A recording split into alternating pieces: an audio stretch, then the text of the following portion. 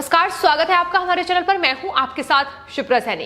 पश्चिम बंगाल के चुनावी घमासान में टीएमसी एडी चोटी का जोर लगा रही है ताकि पश्चिम बंगाल को एक बार फिर से साध सके। लेकिन टीएमसी का खुद का सर्वे ये बताता है कि किस तरीके से पश्चिम बंगाल में एक बड़ा परिवर्तन होने जा रहा है। दरअसल जिस तरीके से पश्चिम बंगाल में ममता बनर्जी ने पिछले 10 सालों में राज किया है और तमाम तरीके से वहां की जनता त्रस्त है, उसके बाद ही यह बड़ा परिवर्तन देखने को पश्चिम बंगाल में मिल सकता है, जिसको लेकर अब राजनीति भी बेहद गरमाई हुई है। और इसको लेकर कांग्रेस पार्टी के वरिष्ठ नेता पी चिदम्बरम ने भी ट्वीट किया है, जिसमें उन्होंने ये माना है कि दरअसल इस बार पश्चिम बंगाल में बीजेपी बड़ा परिवर्तन कर सकती है। पश्चिम बंगाल में 4 चरण की वोटिंग पहले हो चुकी है, जिसमें एक बड़ा बदलाव की जो तस्वीर है वो कहीं ना कहीं देखने को मिल चुकी है। इसके बाद भी 4 चरण की वोटिंग अभी बाकी है, लेकिन जिस तरीके की तस्वीरें पश्चिम बंगाल में दिखाई दे रही है, अब उसका असर ये है कि न सिर्फ टीएमसी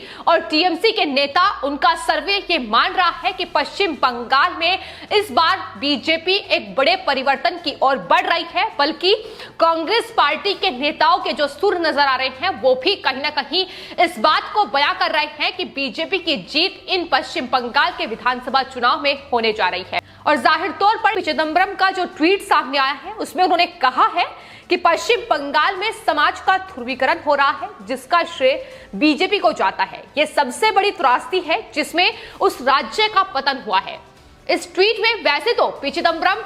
बीजेपी की आलोचना कर रहे हैं, लेकिन अगर गौर किया जाए तो कहीं ना कहीं पी चिदम्बरम भी ये मान रहे हैं कि तुष्टीकरण की राजनीति से बाहर निकलकर इस बार पश्चिम बंगाल के चुनाव में ऐसी कोई पार्टी आई है जो हर वर्ग, हर धर्म की आवाज कहीं ना कहीं बन रही है, और यह बड़ा बदलाव बीजेपी के लिए फायदे का सौदा हो सकता है। क्योंकि जिस तरीके से ममता बनर्जी ने पिछले 10 सालों में वहां तुष्टीकरण की राजनीति की है, ना सिर्फ ममता बनर्जी बल्कि इससे पहले अगर बात वामपंथी सरकार की जाए तो उसमें भी जिस तरीके से तुष्टीकरण की राजनीति हुई है, उसको लेकर ही फिलहाल बीजेपी अपने मिशन बंगाल के तहत लगातार पश्चिम बंगाल की जनता को साधने में जुटी हुई है। उन्हें याद दिलाया जा रहा है कि आखिर पिछले 10 सालों में किस तरीके से उनके साथ कहीं ना कहीं नाइंसाफी हुई है, उन्हें नकारा गया है और तुष्टीकरण की राजनीति ही ममता बनर्जी के द्वारा की गई है।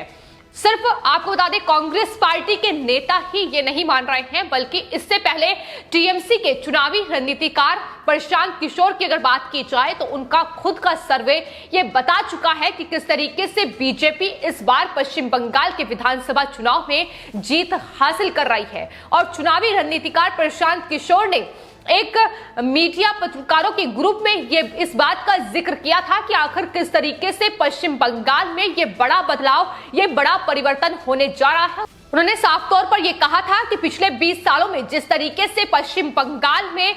तुष्टीकरण की राजनीति हुई है, मुस्लिमों को साधने की कोशिश हर एक सरकार की ओर से की गई है, ऐसे में अब एक पार्टी पश्चिम बंगाल में ऐसी आई है जो वहां हिंदुओं की आवाज बन रही है। और जाहिर तौर पर हिंदुओं को यह लग रहा है कि दरअसल इस बार उनको कोई पार्टी वहां सुन रही है, और सबसे बड़ी वजह यही है कि इस बार पश्चिम बंगाल में बीजेपी का वर्चस्व इतने पुरजोर तरीके से दिखाई दे रहा है। बीजेपी के कार्यकर्ता ग्राउंड पर मौजूद हैं जो लगातार बीजेपी के पक्ष में वहां कैंपेन कर रहे हैं। तो आपको बता दें, पश्चिम बंगाल में इन विधानसभा चुनावों का बिगुल बहुत पहले ही बज चुका था। बीजेपी ने अपने मिशन बंगाल के तहत बहुत पहले से पश्चिम बंगाल के चुनावों की तैयारियां कर ली थी, और उसके बाद जिस तरीके से पश्चिम बंगाल के चुनावों की तारीख नजदीक आई, जिस तरीके से वहां लगातार चुनावी जनसभाएं, रैलियां, न सिर्फ प्रधानमंत्री नरेंद्र मोदी बल्कि तमाम केंद्रीय मंत्री और इसके अलावा बीजेपी शासित राज्यों के मुख्यमंत्री ने ताबड़तोड़ रैलियां जो हैं वो पश्चिम बंगाल में की, और पश्चिम बंगाल के हर एक वर्ग, हर एक धर्म के लोगों को वहां साधने की कोशिश बीजेपी की ओर से की गई। और कहीं ना कहीं आज उसका ही नतीजा है कि ये इतना बड़ा बदलाव पश्चिम बंगाल में देखने को मिल रहा है। ये अलग तस्वीर पश्चिम बंगाल से निकलकर सामने आ रही है, जो कहीं ना कहीं टीएमसी की टेंशन तो बढ़ा ही रही है, लेकिन वहीं जो left party parties Congress party left के साथ मिलकर जो चुनाव वहां लड़ रही है, अब कहीं ना कहीं वो भी मान चुकी है कि पश्चिम बंगाल में इस बार बड़ा परिवर्तन होने जा रहा है। पिछले 4 चरण में जो वोटिंग हुई है उसमें साफ तौर पर बीजेपी अपनी जीत का दावा कर चुकी है। वहीं इस बार के पश्चिम बंगाल के विधानसभा चुनाव में बीजेपी 200 से प्लस सीटें हासिल कर रही है। यह दावा बीजेपी की ओर से गृह मंत्री अमित शाह, यहां तक कि प्रधानमंत्री नरेंद्र मोदी भी कर चुके हैं। लेकिन टीएमसी की ओर से जो तमाम हथकंडे अपनाए गए हैं उसकी पोल भी लगातार खुलती नजर आ रही है। केंद्रीय सुरक्षा बलों को वहां निशाना बनाया जा रहा है और किस तरीके से टीएमसी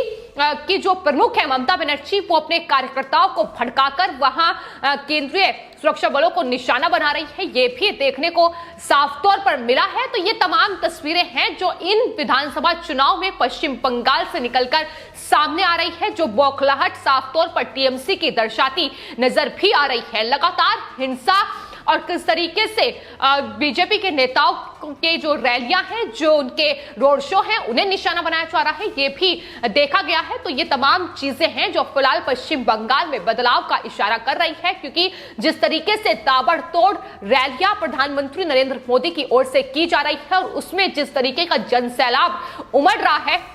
वो तस्वीर किसी से छिपी नहीं है। और यही वजह है कि ममता बनर्जी अब जाकर इलेक्शन कमीशन के सामने भी हाथ जोड़ रही हैं। वही ममता बनर्जी जो अभी तक इलेक्शन कमीशन पर लगातार निशाना साध रही थी और इलेक्शन कमीशन केंद्र सरकार, प्रधानमंत्री नरेंद्र मोदी और जाहिर तौर पर बीजेपी के साथ मिला हुआ है, इसका आरोप भी ममता बनर्जी की ओर से लगाया गया था। लेकिन अब ममता बनर्जी कहीं ना कहीं अपनी हार स्वीकार कर रही हैं, इलेक्शन कमीशन के सामने हाथ जोड़कर दरख्वास्त कर रही हैं कि वो टीएमसी की भी सुने। तो आपको बता दें, पश्चिम बंगाल की मुख्यमंत्री ममता बनर्जी ने चुनाव आयोग से यह अनुरोध किया है कि वो केवल बीजेपी की ही ना सुने बल्कि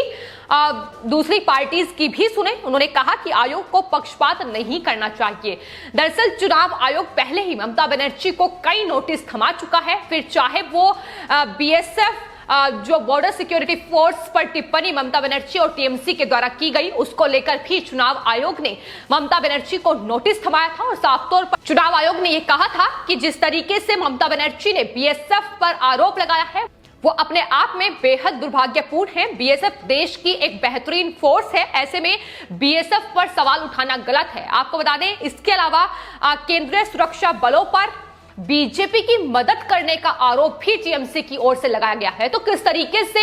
सुरक्षा बलों को, किस तरीके से सिक्योरिटी फोर्सेस को निशाना टीएमसी की ओर से बनाया जा रहा है, उन पर इस तरीके से मनगढ़ंत आरोप जो है वो टीएमसी की ओर से लगाए जा रहे हैं। जाहिर तौर पर यह बौखलाहट ही है टीएमसी और टीएमसी प्रमुख ममता बनर्जी की, जो देखने को लगातार मिल रही है। इसके अलावा मुस्लिमों को एकजुट होने का जो बयान ममता बनर्जी की ओर से दिया गया था, उस पर भी चुनाव आयोग ने ममता बनर्जी को नोटिस थमाया था। तो यही तमाम चीजें हैं जो फिलहाल ममता बनर्जी जिस तरीके से अब चुनाव आयोग से बात कर रही हैं, टिप्पणी उन पर की जा रही है। लेकिन फिलहाल पश्चिम बंगाल के इस चुनावी रण में हालात एकदम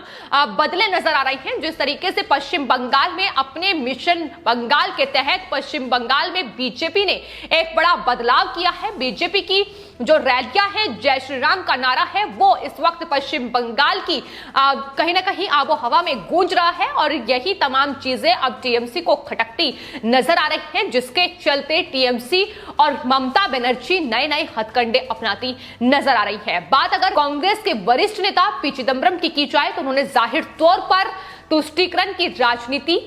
हो रही है बंगाल में, लेकिन उन्होंने कहा है कि दरअसल बीजेपी को इसका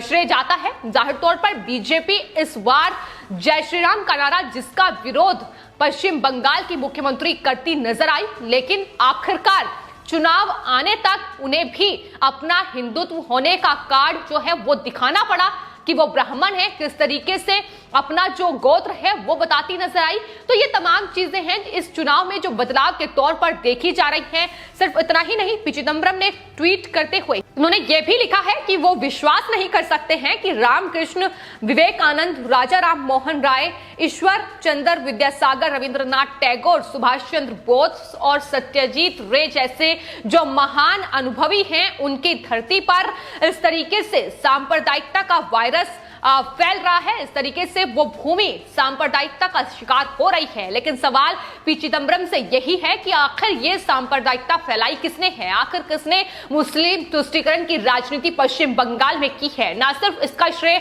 टीएमसी को जाता है, बल्कि कहीं ना कहीं इसका श्रेय कांग्रेस पार्टी को भी जाता है, जो लेफ्ट के साथ लगातार मिलकर वहां गठजोड़ बनाए हुए है और उन्होंने भी पश्चिम बंगाल को तुष्टीकरण की राजनीति में धकेलने में कोई कसर नहीं छोड़ी है। किस तरीके से एक विशेष वर्ग मुस्लिम वोट बैंक को साधने के लिए एक दूसरे वर्ग को पूरी तरीके से दरकिनार किया गया है। लेकिन इस बार जब पश्चिम बंगाल में बीजेपी ने अपना बिगुल फूंका है तो ये तमाम चीजें अब उन्हें याद आ रही हैं, तमाम तरीके से हिंदुओं को साधने की कोशिश भी हो रही है। तो जाहिर तौर पर यह पूरा बदलाव है जो पश्चिम बंगाल में इन चुनावों में देखने को मिल रहा है, जिसमें टीएमसी अपनी हार पहले ही मान चुकी है। लेकिन उसके बाद अब कांग्रेस पार्टी को भी यह लग रहा है कि इस बार की जो राजनीति है पश्चिम बंगाल में वो कहीं ना कहीं बड़े बदलाव की ओर बढ़ रही है। फिलहाल आपकी इस पूरे मामले पर क्या राय है, हमें कमेंट बॉक्स में जरूर लिखें और चैनल को सब्सक्राइब करें। धन्यवाद।